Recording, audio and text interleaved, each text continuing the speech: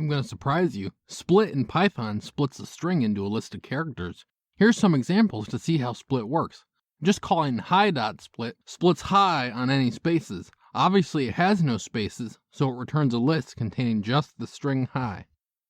Okay, let's add a space. Hi space I.split splits the string on spaces, meaning it returns a list containing the string h, then the string I.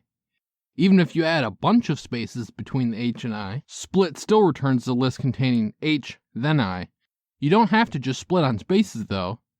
If you pass one argument to split, you can split on a specific character. For instance, if you had Jenny's number, 8675309, and then split it on the dash character, you would get a list containing the string 867, then the string 5309. If you're wondering, you can't do something like hello and then split on the empty string and split hello into all of its characters. You could just pass some string like hello into the list constructor to achieve that goal though. The last thing, if you give split 2 arguments, you can specify the number of splits for split to do. Say you have 1 through 4 separated by a dash. Dash and 0 would give you a list with just the original string. If you pass in higher than 0, think of that like the number of bits that split will cut off. 1 will split the 1 off, 2 will split the 1 and 2 off, and so on for higher numbers. Like to learn more.